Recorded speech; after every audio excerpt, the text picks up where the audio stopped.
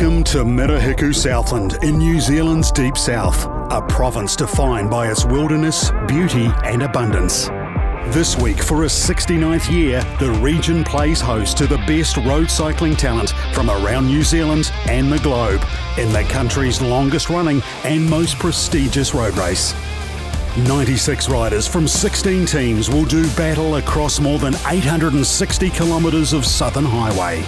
Spanning fertile farmland, majestic fiordland, a punishing climb up Queenstown's Remarkables, the iconic Bluff Hill, all leading to a winner being crowned in Invercargill at the end of a week of drama. This is the 2025 SBS Bank Tour of Southland.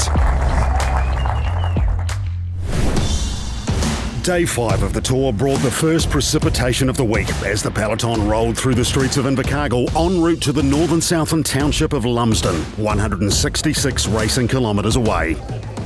An initial break of 4 riders 25 kilometres into the stage became 5 when Auckland's Dan Morton bridged the gap to join the leaders, and the quintet weren't reeled in until the final kilometres of the stage.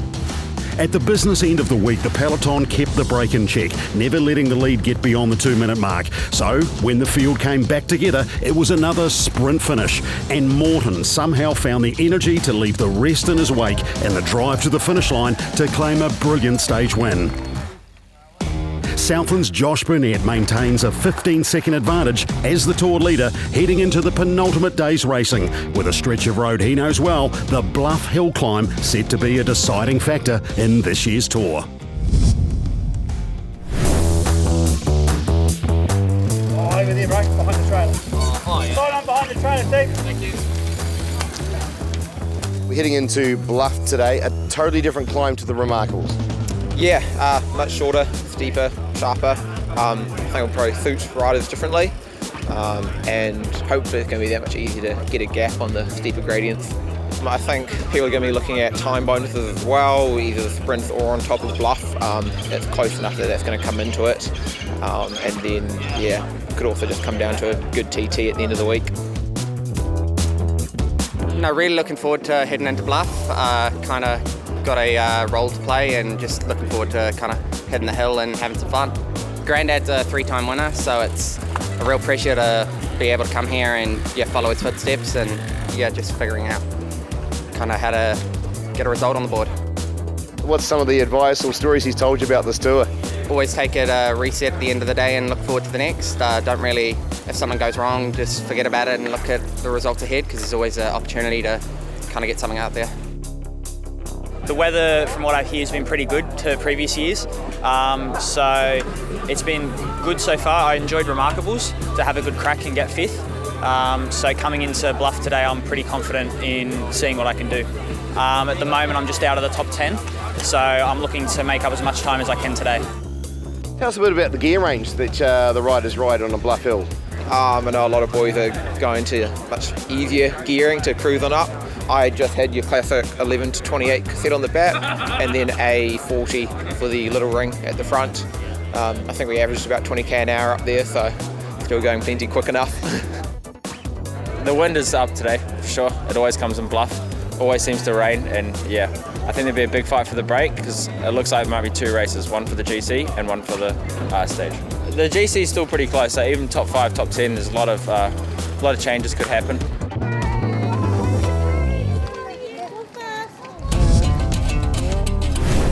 The penultimate day of the SBS Bank Tour of Southland. We've arrived in the stage that's going to take them to the iconic Bluff Hill, Doug. The GC is very tight and very open at this point of the tour. It's incredible that you can get to this point in a race and have raced so many days, and yet there's 10 guys within 2 minutes of each other in the GC list. So very, very much anyone's game here today. The jackets are out. It's a bit damp in Invercargill as they'll make their way out through Wyndham, Edendale, and eventually across through the scenic route down towards Waimatua, and eventually up to the iconic climb. A tough day, 154 kilometres through some of the tougher country and windier country in Southland that you can get. However, the conditions have favoured the riders all week, and I think today is going to be the same. It's certainly a stage that offers a lot of opportunity for the breakaways to happen again. Lots of rolling terrain as they make their way out the back of Wyndham as we see the first break of the day. And it's the young man, Hunter Dalton, riding for the I-Built team. And of course, that name synonymous with the tour. His grandfather, Warwick, spent a number of years down here riding for Southland eventually. And of course, he took out the tour 3 times in his career. And as we heard at the top of the show, he's had plenty of advice from his grandfather.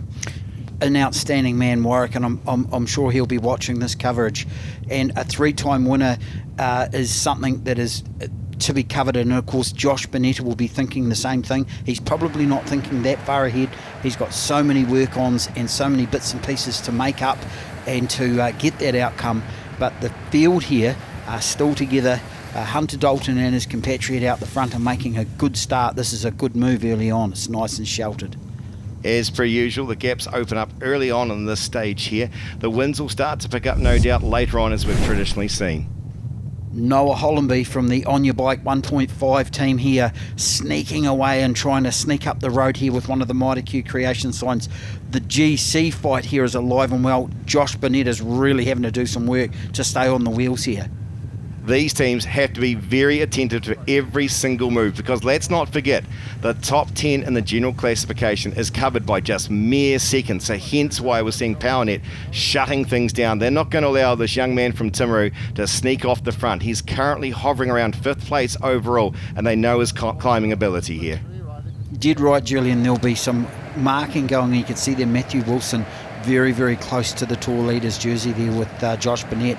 At the back of the group here, things are a wee bit more relaxed. A lot of these riders will be hoping to get through to the bottom of Bluff Hill without too many complications, but the way the pace is on here at the front, I would suggest there's going to be some suffering going on down the back if the wind picks up. Open Country TES. They're the green team there at the front, but look over the far side. The man that is trying to secure points in the sprint ace is being boxed in by a couple of the teams here, and they're trying to get their man onto the wheel. That is Kirkazoo on the far side. Looking across, he sees Logan Curry, who has ridden at the top level of the sport here. He gets himself onto the wheel. Kirkazoo, with his track ability, sneaks himself out here, and he's now going to challenge for the points. He has a look over, and that is the man that he doesn't want to see there, who is currently leading in the Harcourt sprint ace. Keegan Hornblow coming up onto him. This is all out. You'd think it was a stage finish, but no, Kirkazoo holds on. He'll secure the 3 points. This looks like, Doug, going to be a great battle on the road all the way to Bluff. If they carry on like this is going to split the race up, and you can see the effort that, like you say, they put in a massive effort here for these sprint prems. They really do want these jerseys, these guys, and you can see here it's going to carry on down the road. Keegan Hornblow is going to push hard and try and split things up a bit. He's just that kind of guy. We saw it earlier on in the tour.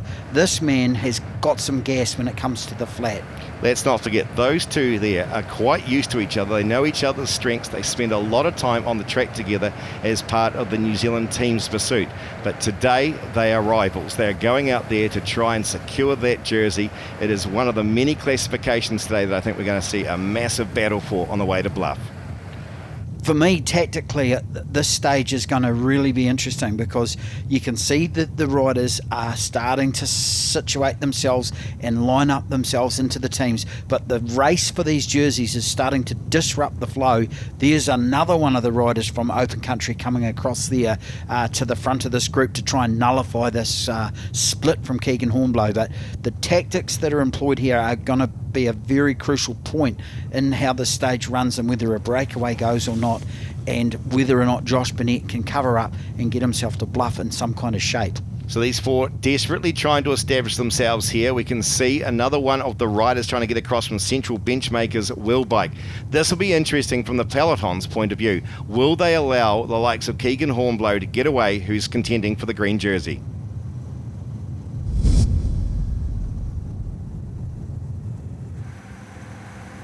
Still on the road to Edendale, but you can see that the teams are starting to posture themselves into the placings. There's Logan Curry at the front for Open Country TES.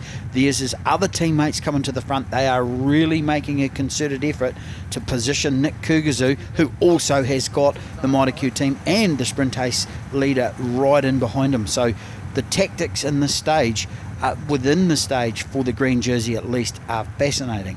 There's certainly a big chunk of the peloton who are an audience sitting back and watching as things unfold as we make our way into Edendale here for the next of the sprints. And this is a great example of the team tactics, the lead out train, if you will, as we see the Open Country TES team on the front here, winding things on up. A few more of the individuals trying to get themselves into the mix as well, as you see Dorman Execo. But here we go, Creation Signs Mida Q start to challenge there, and they've got their man Hornblow on the back. Again, like a stage finish here, Doug, as they come in, swing around to the corner to the next of the sprints. There are a number of sprints coming through Edendale, so you've really got to stay focused. You can see that corner there from Nick Kugazu was just fantastic. He's put at least a couple of lengths into the other boys behind him, so he'll easily roll around that sprint just through his positioning going through the corner. Very clever. Positioning, all important at all times in any particular tour, but when it comes to the sprints, it certainly makes a difference, and he would have well and truly checked out the maps, understood exactly where that was going to come, and hence why his team got themselves onto the front. You can see here on the course map, once you get through Edendale and start getting to Wyndham, it starts getting a lot hillier. Here we are on board with number 101, Macaulay Ford Good Tech, the silver jersey, Ben Dybel. This man has been a revelation, but as you've said before, Julian, he's coming into this race with a lot of experience. He's a hard-nut bike rider, that guy. So here we have Sam Jenner from the Central Benchmakers Wheel Bike team. Now, don't forget now, this is a guy who finished on the podium last year. From Australia, it brings a lot of experience into it. He is driving things, and quite a variety of teams have come with him here. This could be interesting to see the reaction of the peloton. Yeah, the Australian riders that come across to race this SBS Bank Tour always come committed, always come with good form, and nothing has changed this year. The young guy Heffernan, of course, he is looking sharp. He has had a really good tour. Jack Clark there from the Macaulay Ford team. He is another rider from Australia. They really do take a couple of days off and to settle into the conditions, but once they click, these Aussie boys know how to race. Looks like things are being shut down, and look in the background, the man in the orange jersey. He is along with the likes of Wilson on the far right there for you. He's from the advanced personnel in that purpley blue colours, shutting things down very, very quickly. They have been tracking each other a lot. You can see Wilson having a wee look to see where is the orange jersey, because if there's an opportunity, they will certainly take it. But if there's an orange jersey, Julian, as well, they will certainly think, oh, hang on, things are going to get shut down here, and we're probably using a bit of futile energy in trying to get away from Josh Burnett and the Pownet team. So things are still being very, very well marked here, and Josh is trying to keep a good lid on this race and trying to keep it combined and keep it controlled. The field being well stretched out here. They're averaging well over 45k an hour as Wilson gives another wee nudge. This is the two riders we saw up the Remarkables sitting in first and second here. They were pushing it very hard up there that day, and here we go with Wilson, who's just testing the legs to see the opposition, the man in the orange jersey who's got all to play for here, if he can hold on. Yeah, they're certainly not going to hand this to Josh Burnett on a platter. And once again, it's the other rider coming through for Central Benchmakers. He's coming in to have a bit of a chat and a bit of a convo. It's one of those unique sports. On board here with the GoPro footage with Matt Zenovich from the Macaulay Ford team. You can see the kind of carnage that's going on in behind this race as those boys at the front really do apply the pressure.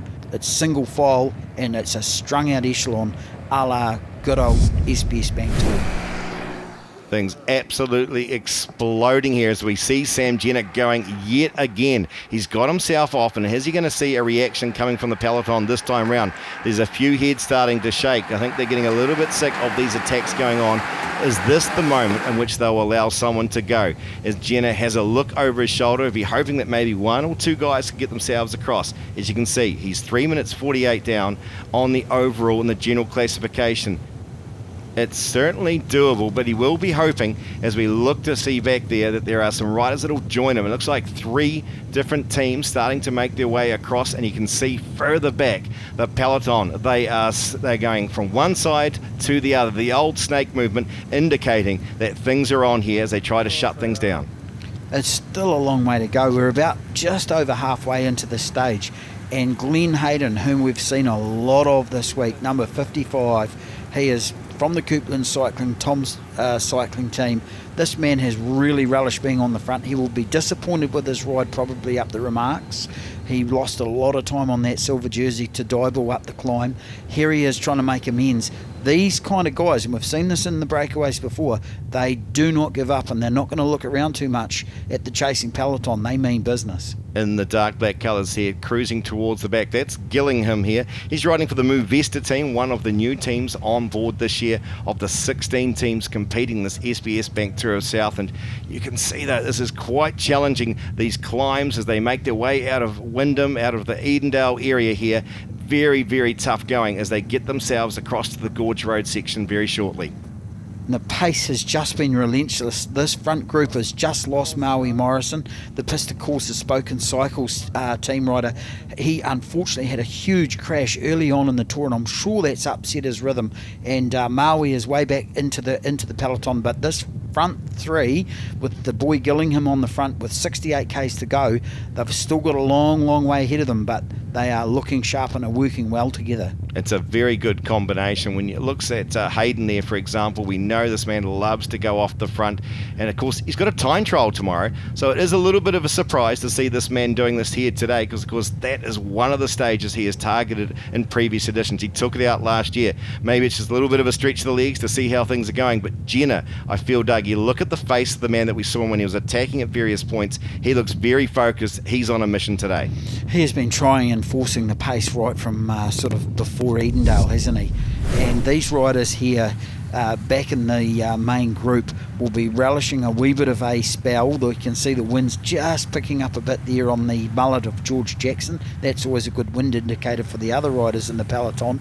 But they'll be really starting to think about further on in the stage and about how their legs are feeling and how they're going to travel and get to Bluff with some good form. No surprises here as we saw Wilson tracking along with the man in orange, Josh Burnett. They've been alongside each other for a lot of the stage.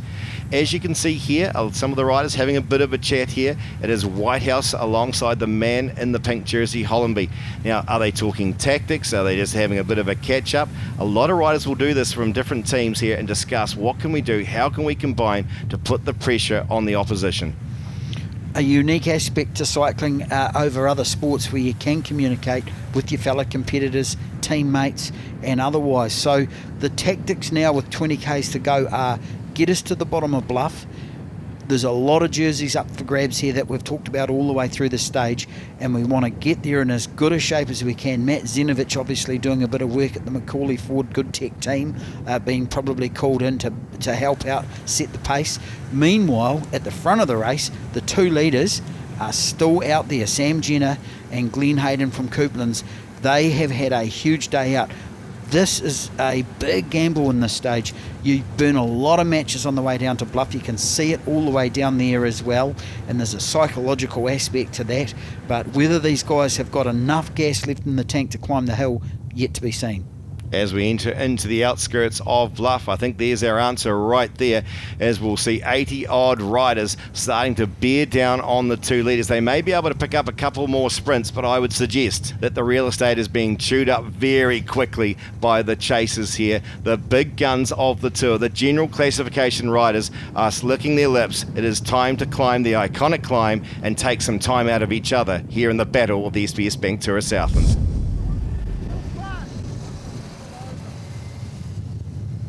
And this is where performance becomes a reality. This aspect coming into Bluff, you can see on the map we have a hard right-hand turn. There's one more preem left into Bluff, and Nick Kyrgyzou, once again, we've seen him all day here chasing these points. This is his last opportunity to pick up any points in that sprint ace competition. But once this is over, it becomes the domain of the climbers, and we're going to see who's who as we turn hard right coming up here into Lee Street.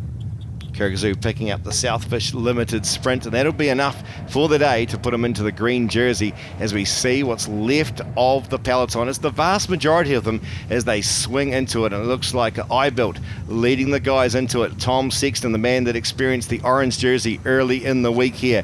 They start to line themselves on up, and we can see some of the top contenders about 10 back in the field. Yeah, Tom Sexton's doing a great ride here, trying to keep the pace on. It's very, very steep. It's actually really quite tough, this first component of the climb, and having some momentum coming into it is of a big help. Once again, we see all the jerseys nominated. The tour leader, Josh Burnett, he is at the front of this group. He has really positioned himself well. The sprint ace there has just snuck through in on the inside. That was pretty tight, actually. But the riders behind now are really beginning to feel the pressure.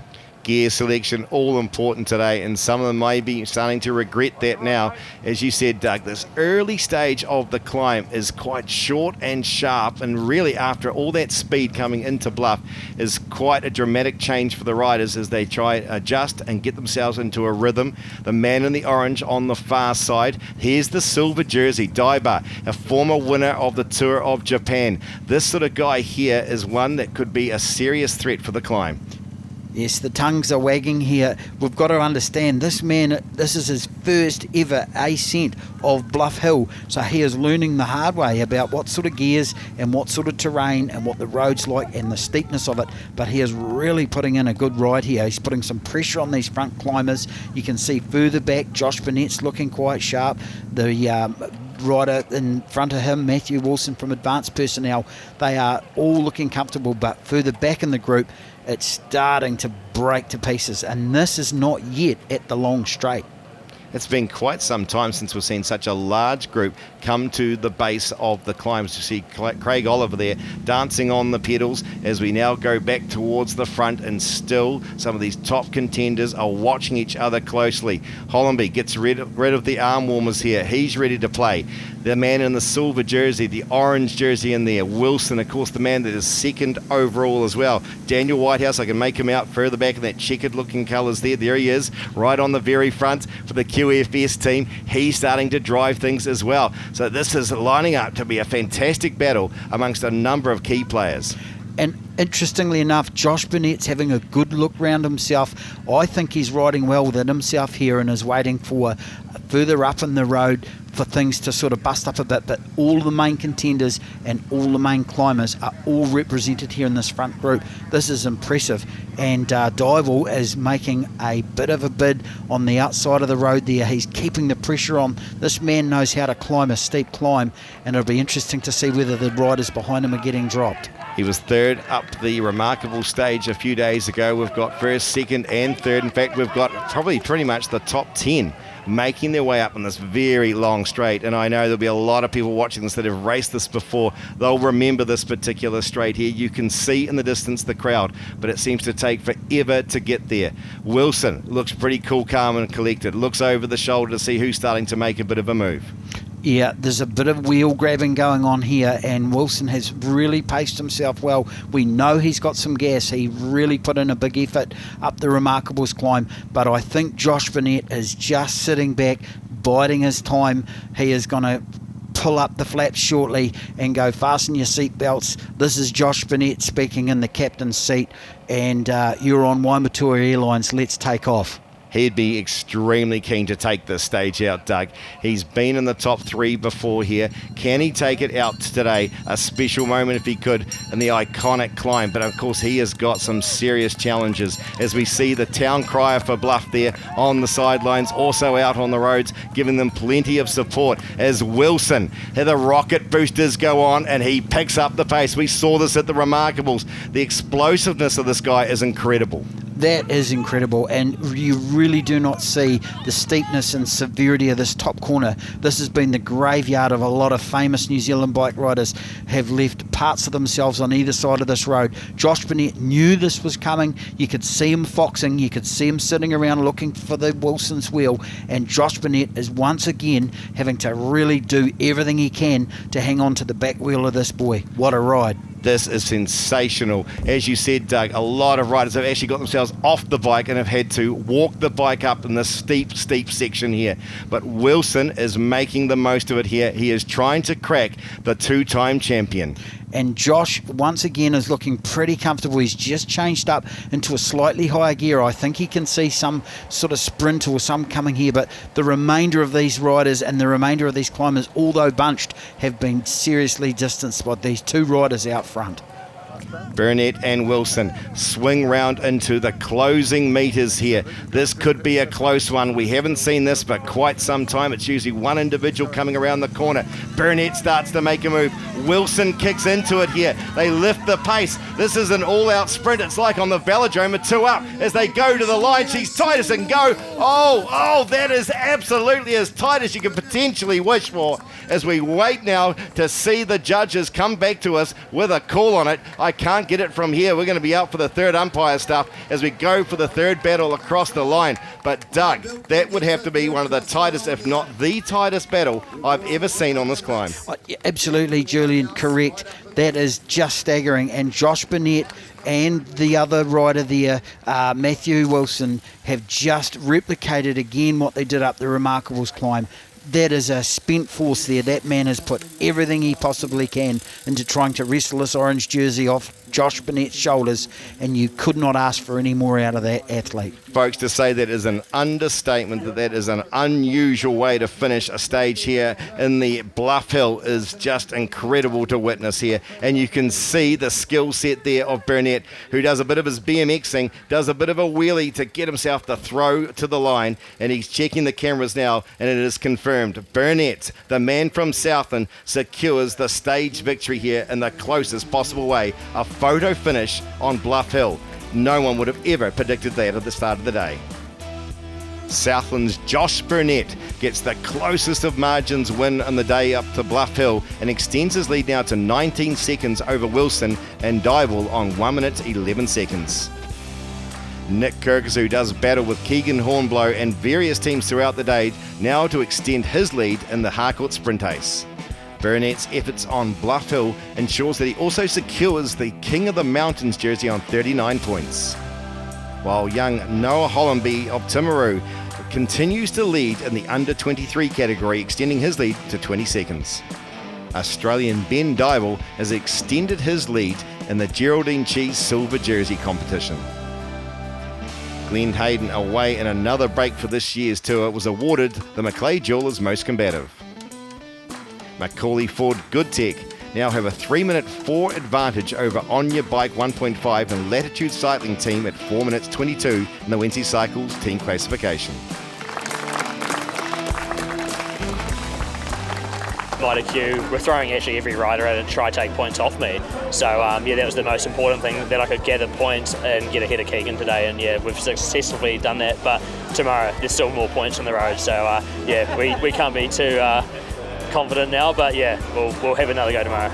Josh Burnett of Power Nets. Yeah, everyone waits for the corner, and I know very well how to save a bit of energy for that. And Matt sent a crazy attack up there, and I was on the ropes, so for sure I was just able to hold on, and then we almost came to a bit of a standstill because I think we're both pretty spent, and then it was just a bit of a two-man drag race around the last corner, and the old BMX bike throw got me there. To be honest, it could have gone either way, and I was just lucky that I just had enough to squeeze it out at the end.